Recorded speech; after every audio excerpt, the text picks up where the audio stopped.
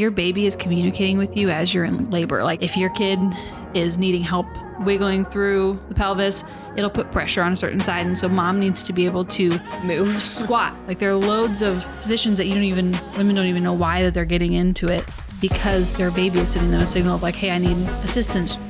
Welcome to Under the Sun podcast. I'm Ilea. And I'm Emily. Grab a cup of coffee and join us every other Wednesday as we discuss all things holistic health, faith, relationships, going against the grain, and really everything under the sun. Let's get started, and thanks for being here. Last week, and I say not last week, 2 weeks ago. I say that, but we actually really just continued rolling. We didn't even cut the tape as if we record on tape. That's very vintage of me. But we were talking about preparing your body for birth. And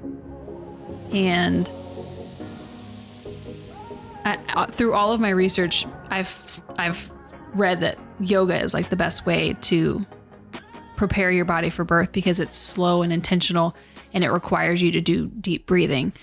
And so I've been just doing random stretches and not random stretches, but intentional stretches that also are paired with working with a chiropractor who's helping me with which I know we're going to touch on that later, but helps with your like pelvis and positioning and your sacrum and stuff, because as a society, we sit way more than we were ever supposed to, which messes with your pelvis and how things work. And I didn't know this until I got pregnant, actually, until I started looking into fetal positioning, and which is a whole other topic of that really plays a huge role in how your labor goes, is how your baby is positioned.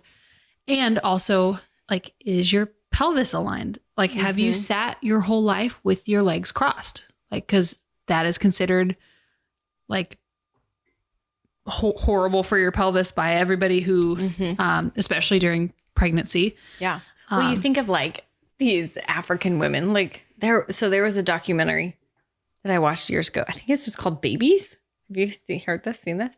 And it's just like, I've heard of Babies. Yeah. But I feel like maybe I have the name wrong, but it followed like 4 women around, like as I think their babies were like, I think maybe the first year of life or something.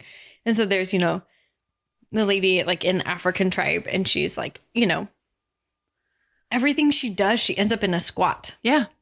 Right. And so like, how much better could you just squat and have a baby than when you've been sitting? So of course we're going to go lay to have a baby. We're like, that's what we do for everything else. And it's because we sit with our legs crossed so frequently, and it's in our culture, it's ladylike. Like I was raised like you cross your legs, like because you're a lady, like that's how you sit.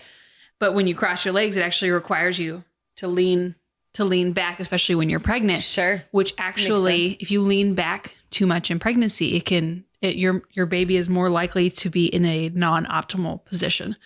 Whereas like we should sit with our legs super wide and like the baby drooping in the center of the legs and sitting up straight or leaning forward. There was I think we've talked about this, but when I was like 14, I went on a mission trip to, or like a youth trip to Oregon, and like we were rock climbing, and my ropes got twisted because I was untrained and I was 14 and whatever. And also there was like a 14-year-old who was belaying me, and it was very unsafe. A rock face. It wasn't great. Anyways, ended up being like dropped and spun and like landed against the wall, and like thought I broke my tailbone. Went to the hospital once we got home because we were out of, like we lived in Florida at the time, and they didn't do any x-rays. They didn't do anything. They were like, oh, you probably just chipped your tailbone. Just sit on this donut for a while. Right. It's like, you're just guessing at that point. Like, in hindsight, I should have been like, hey. I mean, you're also 14. So yeah. Yeah. But there's nothing you can do for a tailbone. But like, mind you, I was 14. I'm 28, going to be 29 soon. And I started seeing a chiropractor for like the first time in my life for like pelvis structure. And she specializes in like pelvic floor and stuff. And I told her about that, and she well, she was like, did you have a pelvis trauma? And I was like, well, I kind of thought it was like more of a spinal trauma. Right. And she was like, no, it shifted your sacrum, like okay. And like now for the first time since I was 14, I can actually lay on my back without feeling like my hips are going to come out of their sockets. Okay. And I'm like, why? Yeah. Why wasn't that information that we had before? Because like, again, the pelvic floor, like we talked about a couple weeks ago, and women not wanting to jump on the trampoline or do jump ropes. Like, right. Why isn't it more common knowledge that, hey, your pelvic floor has to go through a lot to get the baby out? Right. It's going to take some work and deep breathing to reactivate those muscles. Mm-hmm. Yeah. And then how many things it also affects your sex life. If your pelvic floor isn't good, your sex life isn't going to be as good. But yeah. I mean, you just jumped into it. I was just going, I don't even remember where I was going with that. Was it leading into sex? Because that's the next little category you have. You have a star and an exclamation point. We're just like, yeah. And I think it was under the categories of like, how do you increase like labor? Like that's part of it. It also, I'm drawing a blank on the hormone. I probably should have put it on prolactin. There. Yes. That's in semen. Mm-hmm. Yep. So it's, I mean, you can have sex all through pregnancy, and it's totally safe. But if like anything before 37 weeks is considered premature. And so like anything after is not. So, but a lot of the, like, what is it called? What's the gel that they put in to help induce labor? That's a cervical ripener. Oh yeah. I can't think of one. It's not Cervidil. Yes, it is Cervidil. Good job. Very good job. Wow. Great memory. And I was just reading about that like yesterday. So Cervidil is a artificial version of. Gotcha. Okay. I don't know if I knew that. I just knew what it was. So, but it is naturally in semen to like, when you're ready to plop the kid out. Yeah. Get freaky, man. Sex. Yeah. And then yes. Another reason why pelvic floor is important to do the work before and after, and then to think of like, because yes, that's going to affect sex later because like, you're right. Like if things are tilted and things are shifted, like that hurts. And I know so many people who like they struggle and then afterwards, and like that can be just a vulnerable emotional place to be when you struggle having sex because it hurts. Yeah. Because things have shifted. Well, and your nerves everywhere, but specifically we're talking about the pelvic floor has a memory. So like the last sensation probably that your pelvis your pelvic floor remembers was the uncomfortable, painful ejection of your child. Like, and so I've had lots of friends who they're like, go see a pelvic floor specialist. I'm like, as soon as you can after the baby, because, sex is usually pretty terrible after that for a while for most women. And it's because like your nerves within your like vaginal wall remember, like it's hard for your brain to separate like, oh, that's not what I'm feeling right now. It's like, it's actually supposed to be pleasurable. A different kind of fire. Okay. It's not supposed to be that way, but actually like, healing your pelvic floor and even just it's again, back to kind of like perineal massages. It's a different version of it, but like almost desensitizing the parts that like maybe were slightly damaged during or tweaked or a nerve that was pinched or something during labor, can all be remedied. Like it doesn't have to be that way. I know so many women who are just like, I just don't ever have sex because it's uncomfortable. I'm like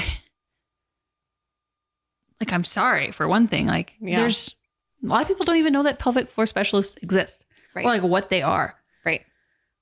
They're people who heal your hoo-ha. So help you. Yeah. And I mean, people are quick to have surgeries. To, so they don't have to wear a pad all the time, but yet they don't realize that there's, like you said, like pelvic floor therapists that can come in and help support that.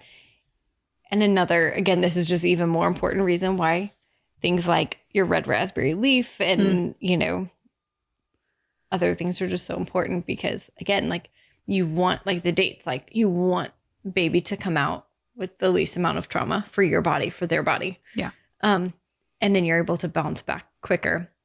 I would also say that Pilates, just in general, because you don't realize how much, I don't feel like you realize how much just physical strength. Sometimes like you think like, oh, it's just there, but like it can be your arm, it can be all sorts of arms, legs, like all these things, right? That like play into that. And so if we can strengthen all of that, then like your muscles have memory. And so it's the same reason why I can jump into a pool and probably still beat John, even if he'd been practicing like in a race swimming, because I did it for so long. My body just has the memory how to do it. Yeah. And so if you're doing things like Pilates and stretching and things before you have baby, then you're quicker to get back into it afterwards. And you already have the memory to jump back into it. And well, and also in the first, second and third stage of labor, like you're more likely to have the outcome you want. Like for me, it's like a natural, water birth is what we're doing.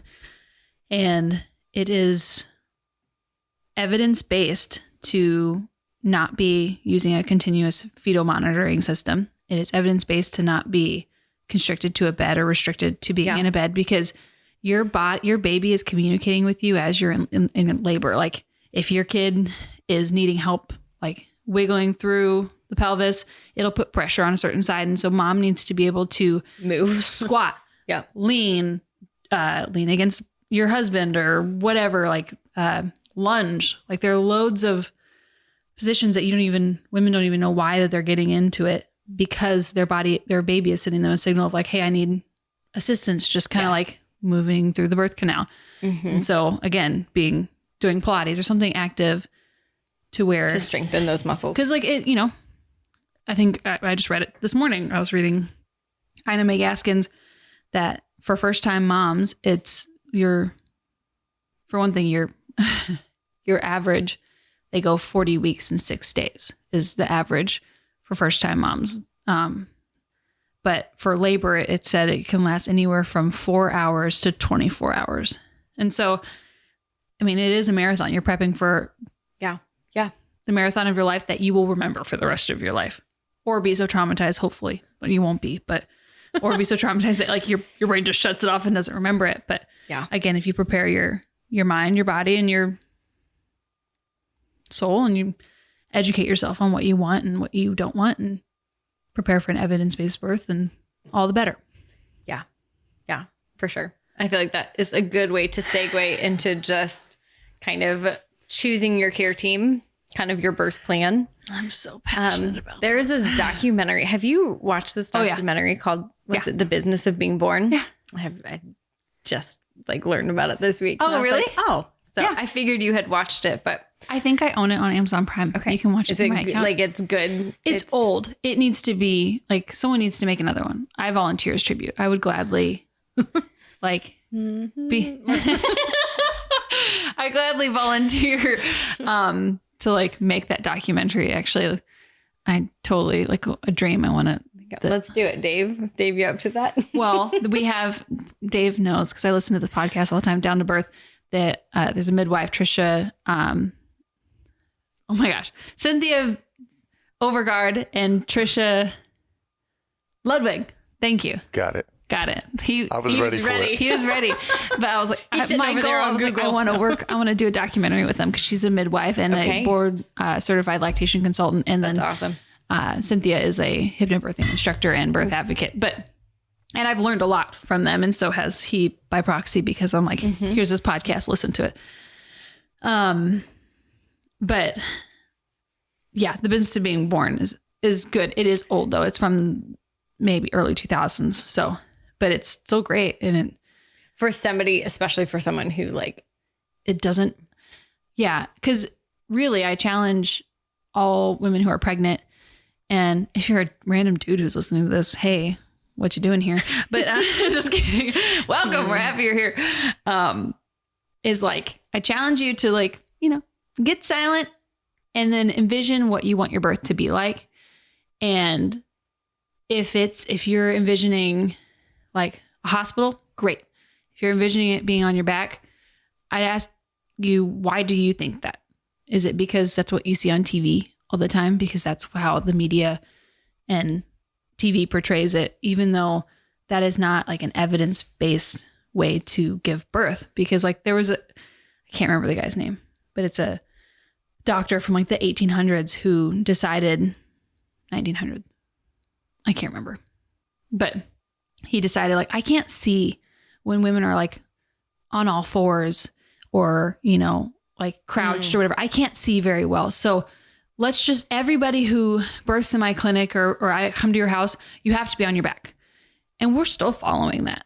And so I would just challenge you to think like, okay, what is the birth that I want? Do I like some people like your grandma? She just wanted the twilight sleep. Like she seemed to like it. To like jump off your point.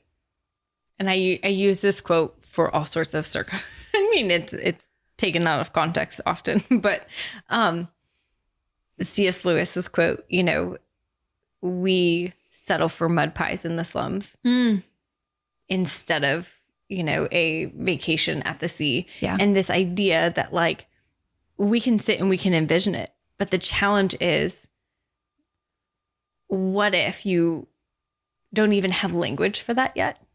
Because grandma had it, mom had it, like my birth was still more natural, so to speak, than, if you had a long line of history of C-sections and things like, it's not so much, I don't know. Does that make sense? Yeah. Like sometimes we envision because that's the only, because that's what mom did or that's what grandma like, did. We just don't know. That's what all of our friends are doing. Like that's just not even something in the context of like, I don't know. Like, I just figure that's what you do. Like, that's what everybody else does. And there is no wrong way to give birth. However, I do think that there is a wrong way to be treated within the medical system, that women have relinquished the right of what we want. Like we hear all the time. I haven't heard it because I have been very intentional about my care team, but like I'm okay, I want a water birth. I'm doing it through a birth center as of right now. And a lot of women here in the obstetric world, it's like, okay, well, we'll see how it goes if you want a natural birth. Like, we'll see how it goes. Like, there's a lot of medical rhetoric of, we'll get a couple hours into labor and you'll be begging for the epidural. You'll be begging for it. And there's a lot of just like not encouragement. And so you have to really, I challenge you to like, if you have a specific outcome you want, or if you even like I never even thought of doing a home birth. It's not just for those super granola moms. Like, there's loads of. Well, and I think it's also having an open mind and really know what you're getting into. Yeah. Because if you want a full if you want epidural to be induced and you want that, do it, but do it in a way that you're educated and you know what you're getting into. And it's not just like, oh, whatever the doctor says, or they're scaring you into thinking like, oh, well, I have a friend who was like, my labor took longer than 10 hours. So I had a C-section. It's like 10 hours. Like, that's nothing. Like, that's nothing at all. Right. Or like, a sign of transition, like basically like you're about to meet your baby is the mom like giving up and being like, I don't want to do this anymore. I want to leave. I can't do this. That is a sign of transition. Like your baby will be here basically super soon. But that's usually when doctor's like, oh, okay, we'll just go do a C-section real quick. And it's like, if that's what you want, go do a C-section. Absolutely. Like, you do what is best for you and your family. But I just want to encourage moms to do it in an educated way to where it's like, oh, I know this is what I need to get my baby out safely. Or is it because the doctor has a golf game? Yeah. So Dr. Axe did a really good podcast with Mama Natural. I've listened to that. Okay. Yeah. And I feel like it was, again, just based on some statistics that he had shared, and it's an older podcast, but just, I think that the statistic was something like, and again, statistics are always arguable. I feel like you can always, but just this idea that it was only like 2% of home births, end in surgery versus like 30 to 40% in the hospital. And I think what's important to realize is, like you said, like what is the protocol that the hospital is going to follow. Yeah. Because there are some areas where regardless of how well your doctor is intended or how well that nurse is, there is a point They're where used to the routine. And I mean, insurance wise, like legality wise, there are things that if you were in their care, there is some things, even their hands are tied. Yeah. Because that is just what has to happen. But let me say this very, very clear. You are in charge. Like you hired, even if you're in a hospital, and I mean, I always encourage be as educated as you can about all of the scenarios. Like we've talked about, Pitocin has never been FDA approved for the induction of labor. It's only been approved for the stop of postpartum hemorrhage or just postpartum bleeding. But if you knew that, like, would you be induced then? Like if you make that educated decision, because now the rates, like we have America has like the highest maternal mortality rate in the world. How is that possible? Like if we're intervening so much and like, it's like, oh, I went to the hospital just in case something went wrong.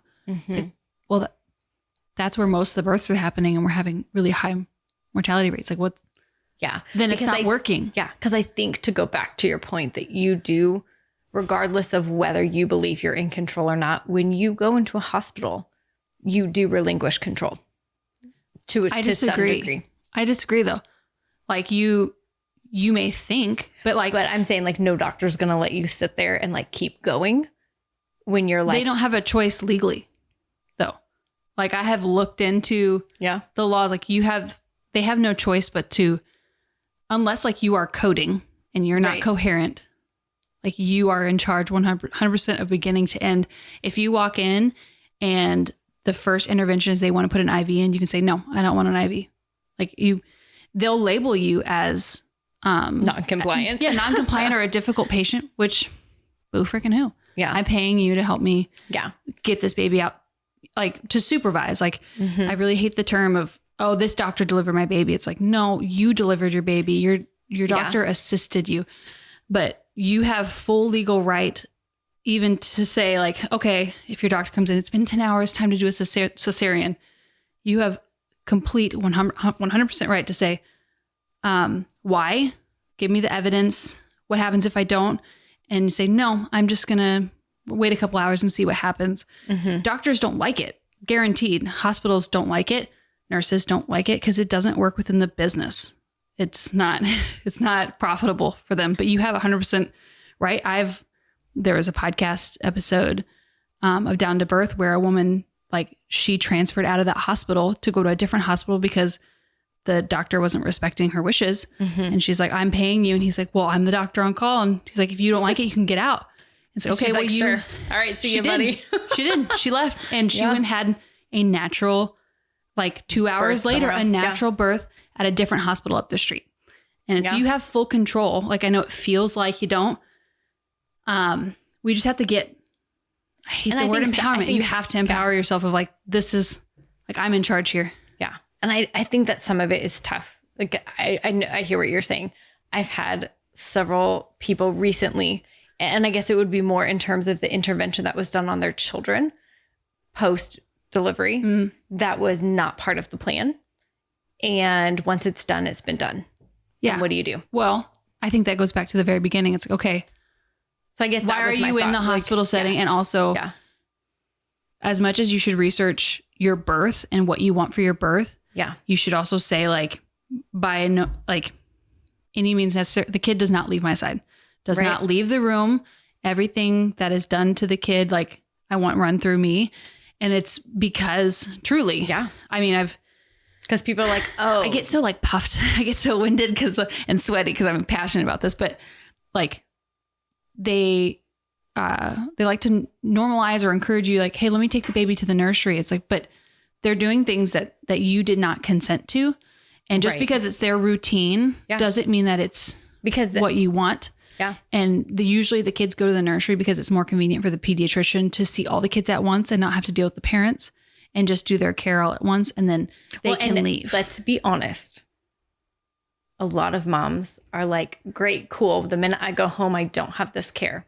Yeah. So like, yes, please take them as much as you can and stick them in the nursery because I need rest. And I mean, I remember being encouraged to keep them in as long as they could, because once you go home, nobody is there to. So that's what they're there. These nurses love it. Let them do it. And that was by people who loved me that had nothing to do with medical staff, right? Like that is some of, again, the mindset that I think some people. Yeah. But it's so, again, I'm not saying this in judgment. I'm saying this as like a passionate person who's like researched a lot of it. But like there is that it's the golden hour and then the golden 24 hours. And then the first 48 hours for breastfeeding. That is like how it's established is how like the first 24 to 48 hours is how the rest of your breastfeeding experience is going to go. Like however those go. And if your kid is out of the room and you can't follow the signals of like, you know, clenched hands before a baby even starts to cry, like they give signals that they're hungry before they even cry. Like crying is the last resort. Yeah. And if you let them take your kid somewhere, even if you're exhausted, like, okay, dad didn't just give birth. Take the kid, like take dad's shirt off and take the clothes off the kid and let them do skin to skin while mom takes a hour nap. But like, we're so easy to relinquish like, oh yeah, because we're tired. But it's like, it actually affects the whole hormonal postpartum rhythm that has to happen for you to have a successful postpartum, because and bonding, right? It's huge. Bonding is huge in that moment. And I feel like there's more awareness of that than there was 12 years ago. Oh yeah. But like, yeah. Well, it wasn't even a thing 12 years ago. Cause like my nephew is 16 and he went to the nursery. Like I saw him be born and it was cascade of interventions but there was no information about that. Yeah. That I remember my sister talking about, but it's interesting. Yeah. It does matter. Again, we're still on this topic, but choose your care team wisely. Like if you want a specific outcome of like, I don't want my kid leaving my side. I don't want an IV. I don't want continuous monitoring because it actually has been proven to cause more harm than good. Yeah. Then maybe the hospital isn't the place for you. There are plenty of birthing centers that are like, that's what they're set up for. And there's always a physician, a OB or whoever connected to usually birthing centers. There's midwives who are more than capable. Some birthing centers are even attached to hospitals, aren't they? Yeah. Yeah. So that, in that case of like, there's an emergency. You're also close. I think there's a rise up happening. There's a revolt a little, like women as a society have like relinquished the power to the medical community of like, yep, just get my baby out however safely. And it's like, it's actually not an unsafe process. We've kind of medicalized it too much. Like it's very natural and physiological. We actually intervene too much and screw up the process, like screw up the natural rhythm of things by intervening. But there's home birth centers. There's lots of other options. Women have been delivering a long time. Medical intervention happened. Yeah. And actually like our mortality rate is gotten worse, like as we've increased more births in the hospital. So yeah. And just more like the concept of a healthy mom and baby is all that matters. Like, is it? Because. And then what is our definition of a healthy baby and mama? Exactly. It's like, okay, well, they're both traumatized. They're not bonded. Mom has postpartum depression, like bled more because she didn't get the baby on the breast right away. Like there's lots of factors. Well, and don't you think that like those moms like yourself who are, I'm going to do a home birth or at least as close to a natural birth as, my husband and I feel comfortable with, the whole process of pregnancy and preparation comes so much further, where I feel like so many moms just kind of survive through pregnancy and then they go to the hospital and they deliver and that's that. Yeah. So we love giving like, oh yes, whatever you tell me to take during pregnancy, I'll take it. Or like, you don't want, like, I shouldn't eat. We love to just follow rules and not take responsibility for like the outcome of I thought your child. I thought your health was my responsibility. No, it's mine. Oh, it's mine. Yeah. Okay. Whoa. Right. Crazy, right? Yeah. And I think we've relinquished control. Oh, in lots of ways. Yes. But now I think there's like, I mean, I hear all the time. My desire. first birth was so traumatizing. It ended in like, it's the whole, it's the normal story of, well, I was overdue, which don't even get me started on due dates, guest dates. Yeah. But I was overdue. And so I was induced. And then I couldn't handle, like, it was super painful because of the Pitocin, because it's synthetic oxytocin and it's more painful. So like, yeah, if I was like, I mean, it's not going to happen, but if I were to be induced, I would totally get an epidural because those aren't natural contractions. Like, they're more painful than real ones. Like, so absolutely shove that tube up there and like, and it doesn't gain in strength like normal labor should, where you're like, your body is able, that the nervous system is build. Like, okay, yes. All right, here we go. Yeah. I can handle that next one versus Pitocin. You're like, boom, there you are. Yeah, seriously. And it's harder. So like, I don't blame women for getting that. And then, you're not moving as much, like, because you can't move. And so your labor stalls. Yeah. Or, I mean, most of the time it stalls.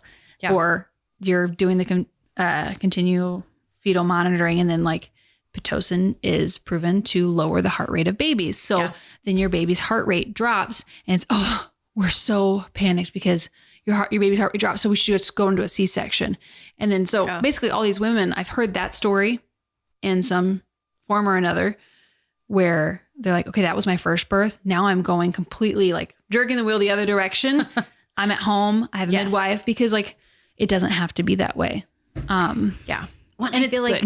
It's good that they're taking that. The increase of doulas and midwives has also made a huge increase in the confidence we have to be home, right? So like, if I would have chose to be home, who would I have had? Like, nobody I knew had done anything natural like that. And my mom wouldn't have been able to guide that, because that was not her experience.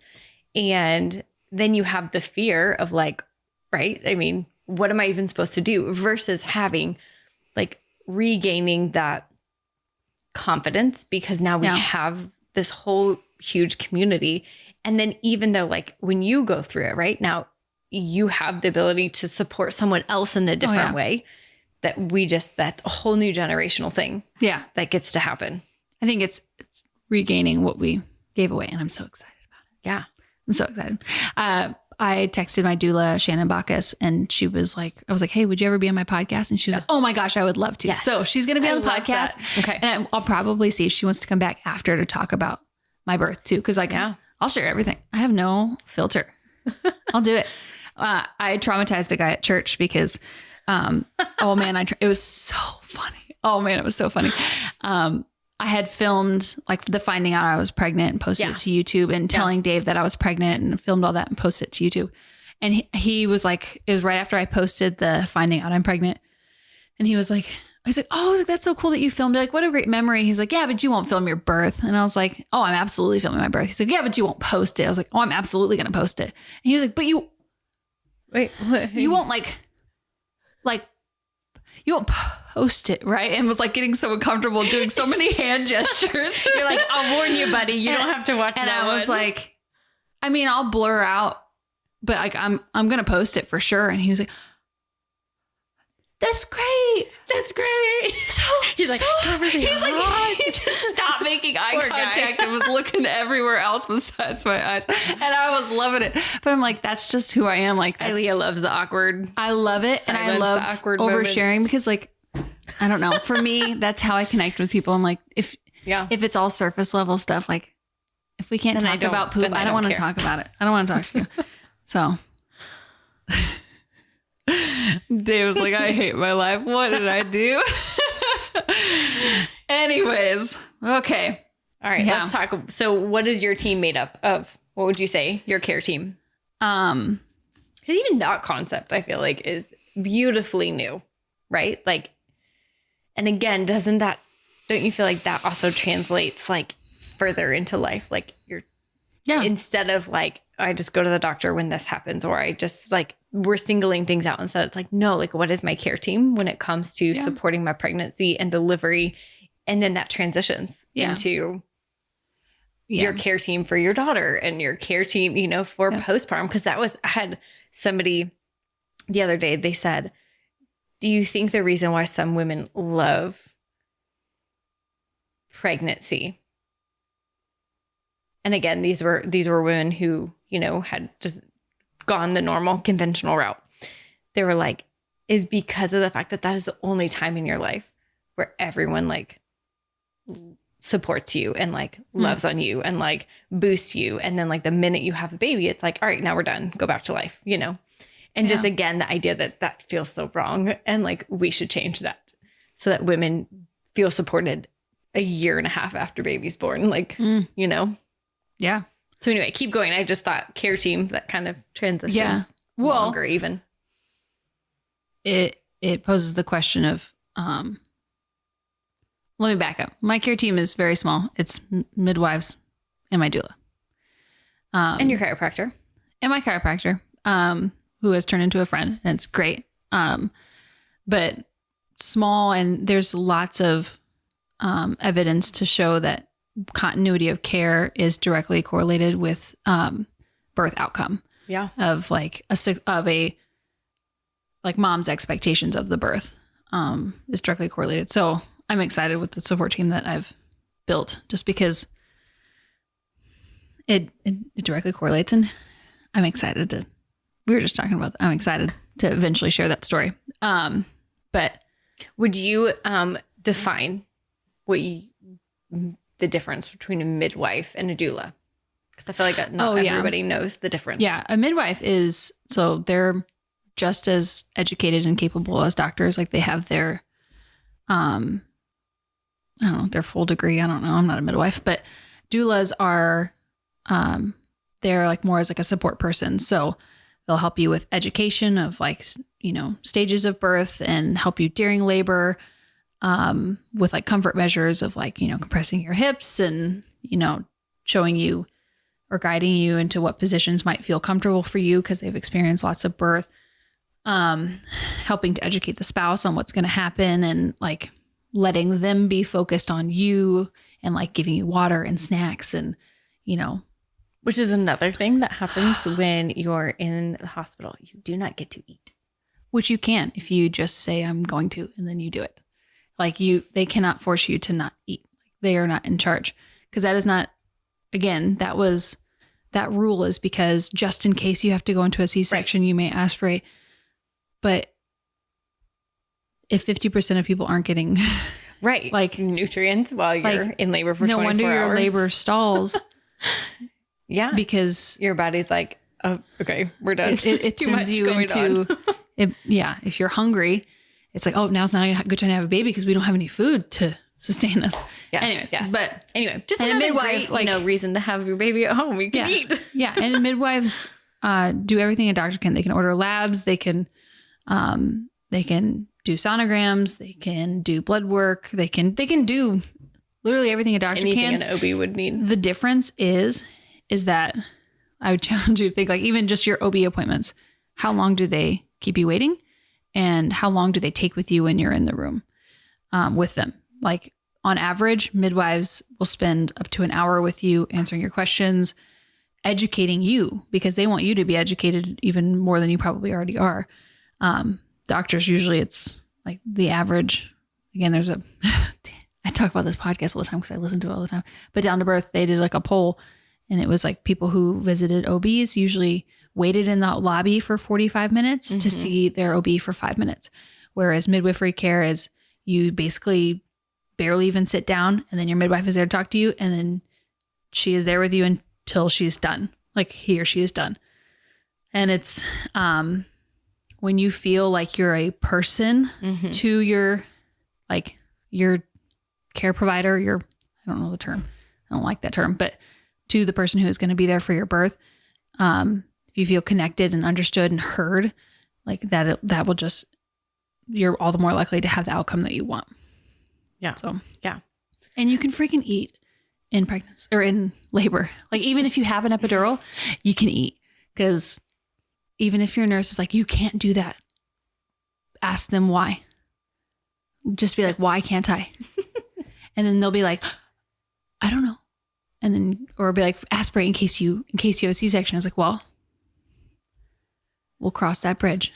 Don't know what to tell you. Just call it an emergency C-section and we're fine, right? Yeah. It's most of the time women sneak it anyways. It's like, why would you not fuel yourself for the marathon of your life? Yeah. What are you? What? Anyways. Yeah. Okay. Anything else? Any other thoughts when it comes to care team? I would be curious, like postpartum care too. Like there's some really great, there's a couple of different programs I've come across recently that are like postpartum like a support group.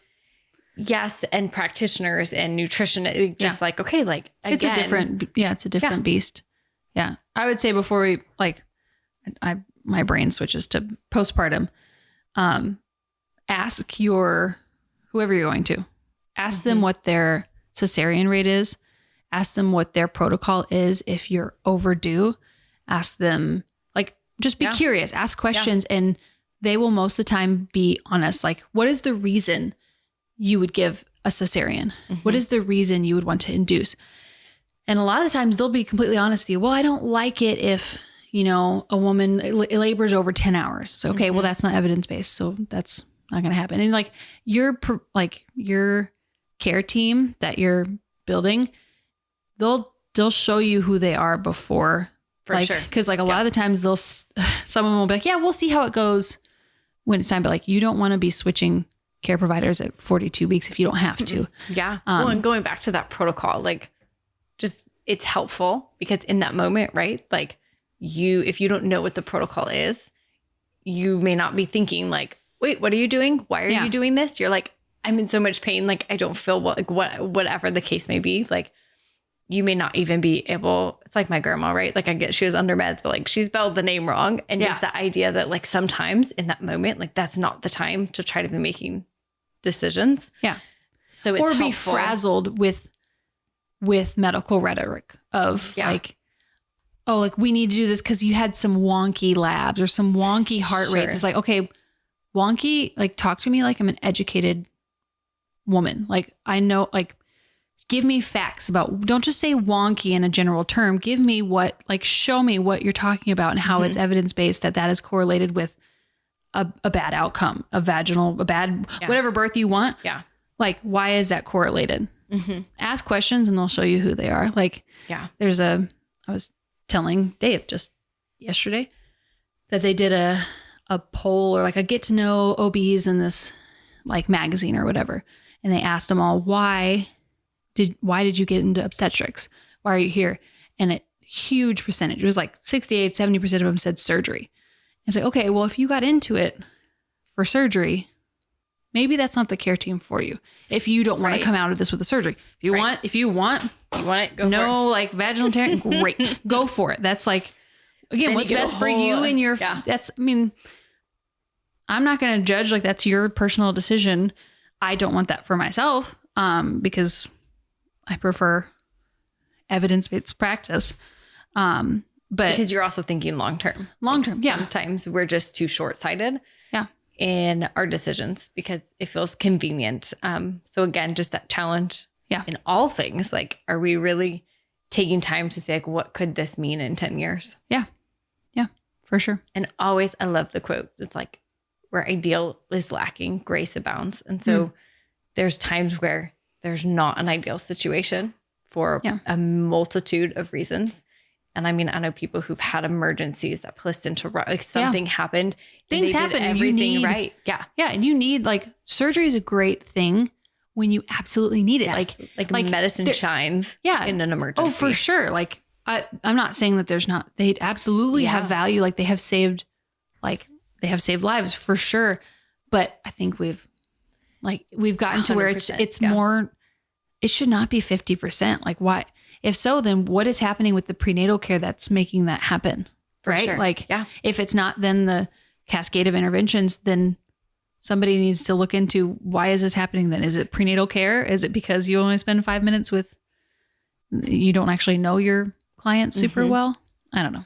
Yeah. Yeah, for sure. Yeah. I think it's always just great to remember, like sometimes we can do all the right things and it's still something goes wrong and there's never anything there shouldn't be guilt or shame around that, you know, which I know you'd be the first person to say that too. But like, I think sometimes we need to remember where it's like, yes, it's okay if things don't work out perfect. That's also life. Yeah.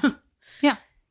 But it's also, you can come to terms with it better in your mind if you are educated and know the process of things. Yeah. And know like, yep, actually I did my research in that, like, if, you know, if my kid if I have whatever, I don't know, placenta previa, where it's like your placenta is covering your cervix, I know like that a C-section is the safest way then to get the baby out, because your placenta should not come out before the baby, because then there's chance of placenta like and cord rupture or being prolapsed to where like the baby could lose oxygen inside of your body, and that doesn't work.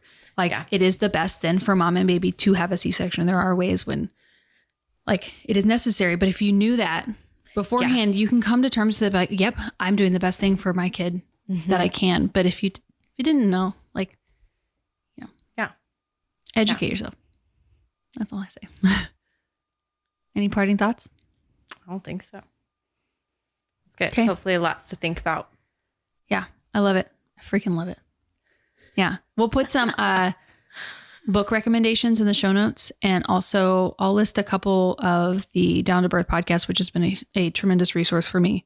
Because that's the thing, like you say, like educate, right? And get educated. So it's also helpful for us to point them. Resources. Yeah. Because there's a lot of Because we are not a pregnancy podcast. We are currently doing a women's health series. We're Under the Sun podcast. We talk about everything under the sun. But it has been like, I'll post every single book I have purchased, every book I have read. You have an Amazon. Don't you have an Amazon? Not specific for birth.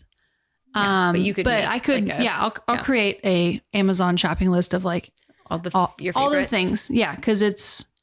I mean, knowledge is power and strength, and like I genuinely cannot wait to give birth. I cannot wait, and I cannot wait to breastfeed. I cannot wait because I feel educated in it, and if I come across something that I don't know, like I know where to go to find it. Like I know who to talk to, who I can trust. My midwives, my team. Absolutely. So. It's awesome. Yeah. It makes you empowered going into it, and it takes away fear. Yeah. So often we make decisions based on fear. Oh, for sure. Oh, for sure. Oh, I think that's great. Woohoo. Thanks, Dave, for being here. Do you want to talk any more about like vaginal discharge or anything? Nothing? No, I'll leave that to you guys. Okay. All right. Thanks, though. Yeah. All right. Bye, y'all. Thanks for being here with us today. We would love to connect with you over on Instagram at underthesun_podcast. Please help us out by subscribing on YouTube, leaving a review on Spotify or Apple Podcast. We'll see you next time. Please remember this information is made available to you for informational and educational purposes only. This is in no way a substitute for medical advice.